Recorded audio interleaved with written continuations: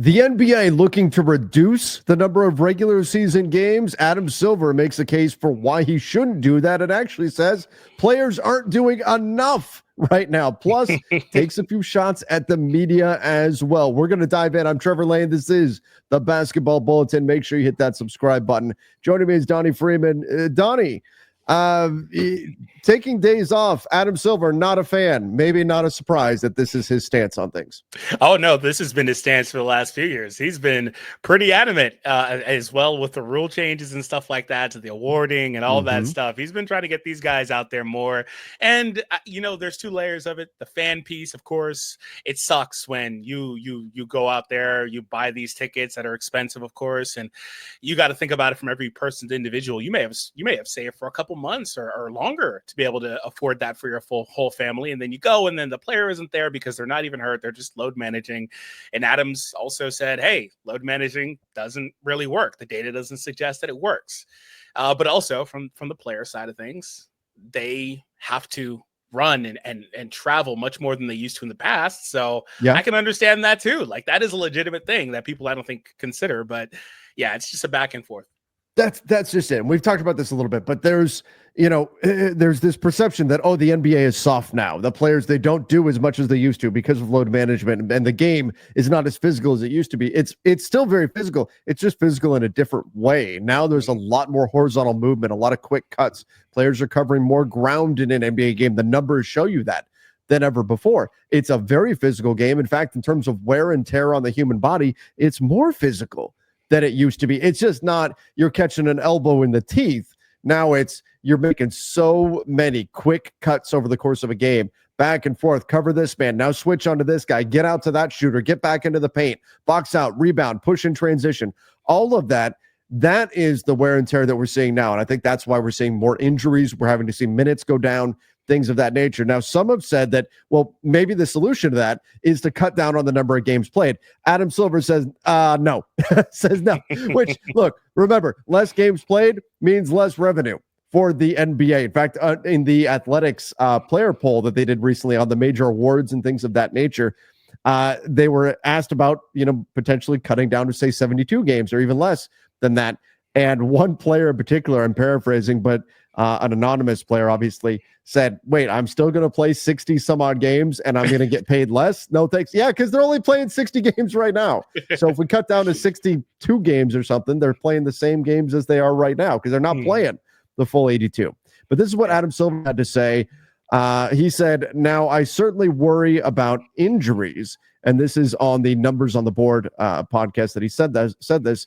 That's my biggest concern. If there was data that showed 82 games caused significantly more injuries than, say, 72 games, we'd be thinking more seriously about a change. Yes, playing in games does increase the risk of injury, but there's no evidence that games 60 through 82 are more dangerous than 40 through 60. In fact, what we're seeing recently is a higher rate of injuries early in the season, and that may tie into the whole load management discussion. The data isn't conclusive, but it's possible players are coming into the season without enough load. There's a lot of off-season training, but much of that is weight or individual training, not full speed 5-on-5 basketball. So Adam Silver effectively is saying player load management is not because of an 82-game season. It's because players are not playing enough basketball in the off-season. They're not ready to come into the season. That's creating early season injuries. Now, he may be right, he may be wrong, but for the NBA, this is the best possible outcome. If this idea that it's not what's happening during the NBA season, it's not enough is happening during the offseason, this is the best possible answer for the NBA. And not a surprise that it's Adam Silver saying this, because this puts the responsibility on what the players are doing over the summer, their own training, and not what's happening on the NBA court.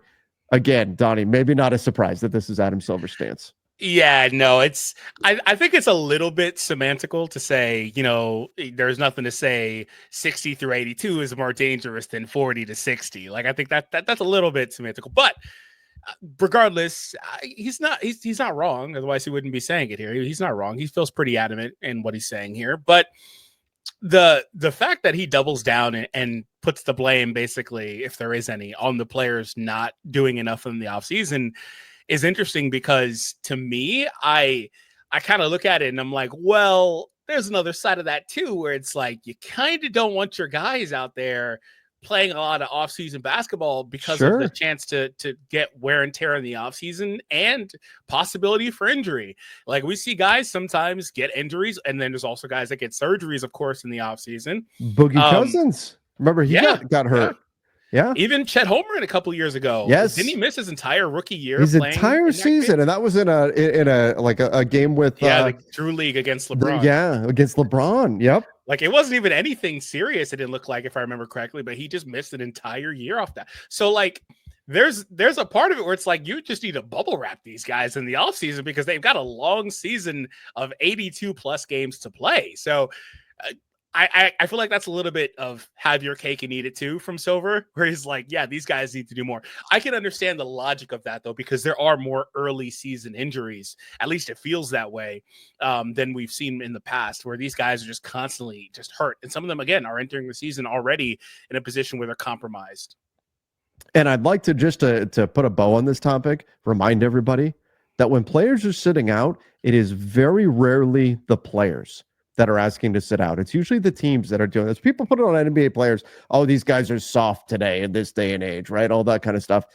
And it's not the players getting these guys set out. It's often the teams that are saying, let's load manage. But the NBA does not want to be seen as a load management league. So it makes sense that Adam Silver would push back against this. But the solution, because dollar signs, will not be cutting down the number of games in the season. Yeah, apparently. And I don't think he's going to find any way he can not to reduce the number. Nobody's going to want to reduce the number. And it's not even just the entire, all the ownership groups. They're like, nah, we don't want that. Wait, and you know what? Like, Donnie, when we talk about the regular season and how it, so some people see the NBA as a league that really doesn't start till after Christmas, right? That's when the games start getting a little more serious. And then, of course, we know it ramps up big time in the playoffs. It's also when the NFL schedule starts to, after we get past the winter, we get past Super Bowl and all that, then the NBA gets a little bit more into the spotlight. But I think that if they were to cut down on games, you increase the importance of all the regular season games that you do have. But again, nobody's going to want to take less money, even if that means that you increase the interest, let's say, the importance of all the regular season games, as well as the intensity at which they're played. Yeah, I don't know like what the real like fix for this is though, for sure. I just feel like you could go so many different ways on this topic, but yeah, I just think that when money comes into play, nothing will really change. All right, well, let's talk a little bit about the media because Adam Silver had some pointed comments about the media as well. We're going to get into that right after this. Lately, I've been getting a ton of use out of my brand new wallet, and I wanted to say huge shout out to today's video sponsor, Ekster. You know, it's actually one of the slickest wallets I've ever used. It's super slim, super clean, and with the push of a button, all your cards come sliding out. It's also RFID protected too, so no matter what, you know that your info is always safe. And if you happen to lose it, guess what? It comes with this nice handy dandy tracker that you can use to track your wallet at any time. And the really, really cool thing about it is that even if you lose your wallet and the tracker, well, guess what? Since it's connected to your phone, you can find the tracker as well that way. It goes both ways. If you lose your phone can be found with the tracker, so on and so forth. There are so many different designs and colors to match your preference. So if you guys are interested, check it out via the link down below in the description and get your wallet from Ekster today. Donnie, I had not seen. I'll admit, I didn't watch it. Your reaction when the cards came out of the wallet. Oh my god, that was awesome. I've got my extra wallet right here too. Look at that. The cards they pop right out. It's fancy, man. They just go sliding out. I love it. Stu, the studio cat, even likes it. Oh my god, I was dying when that came up. Oh, I love it. All right, let's talk a little bit about the media. Adam Silver had this to say about the media around the NBA. Said, I respect the job the media does. It's not a suggestion that people shouldn't ask tough questions or be critical or talk about things they don't like about the game. But I would say this goes back to enjoy basketball. Sometimes they don't spend enough time talking about why people love this game. He talked about a meeting with Mike Krzyzewski saying we should educate people about the game and celebrate the game. I wish there was more of that, especially within the four corners of the game. There's so many platforms, podcasts, blogs, TV shows. But when I feel like when presenting the game to fans, we miss the opportunity to show why these players are so great beyond just their physical talent. Yes. And Yep. Donnie, he's on the money. We spend so much time talking about what makes the game bad when not enough time to spend talking about what makes the game good. And that's part of why we get this perpetuating idea that the NBA is so much worse today than it was years ago. If you want to have the opinion that it's worse now than it used to be, sure, go ahead. And there's things you can point to, and that's fine. And nostalgia is powerful, and maybe there's maybe you just don't like seeing threes and you hate threes and you prefer contested twos or whatever. That's fine. Everybody can have their own opinion. But this general idea that just constantly gets pushed out there that everything today is awful, I think it's just very reactionary. It's done for clicks, for attention, because people react to negative stuff. It's rage bait, and it's what we're seeing way too often in the media. We're not spending enough time showcasing what it is that makes this game exceptional, what it is when we talk about how players have to move today in the game compared to how it was 20 years ago. We're not spending enough time showing what it is the players have to actually go through on a game by game basis, because I think a lot of it is nuanced and has to be pointed out at that level. Yeah, and man, he really hit the nail on the head right there. We've talked about this several times, and we've basically said the same thing. Like, yeah, they don't spend enough time talking about this, but at the same time, I can't really blame these other outlets for covering the league in a more dramatic fashion, because drama sells. Like, I can't really blame them for it if that's what they should do. But like I said last time we talked about this, I thought Wendy had a good take where he said we need to have a balance. It can't all be drama. It can't all be analytical, like full coverage, all that stuff. But I think having a balance of both on a national, media level would be good, right? Because the way it is currently, I feel like a lot of fans, and this is good for us, but I feel like a lot of fans have to come to places like the Basketball Bulletin to talk about or hear about some of these other layers to the game that they're not going to hear about, because all ESPN, for example, wants to talk about is Jordan LeBron debates and talk about other drama related stuff. And then every now and again, they want to talk about a little bit about the game, but then they've got to throw that hot take in there just to make it more like click worthy and go viral. And they've got to do all that stuff. And again, I don't blame them for playing the game. That it is what it is. That's the game. But that's all that really happens. And I thought it was, like I said last time, I thought it was a terrible look that Draymond was on TV, and he's not the only one. Charles does it. A bunch of people do it. A lot of the old heads specifically, but I thought a current player during the All-Star break talking about how crap everything is was just a terrible look. It was awful. And if everyone is saying the league is bad, well, what do you think that the main sentiment will be when you ask, hey, somebody down the street, hey, what do you think about the NBA?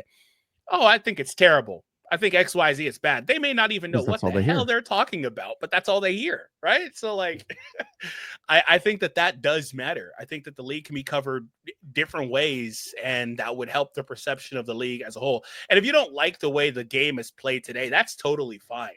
I feel like some people don't like the way the game is today, and they don't really know like what they're talking about with that either. But that's fine if you have an opinion on that. But I more so mean like people that weren't around for the earlier part of it.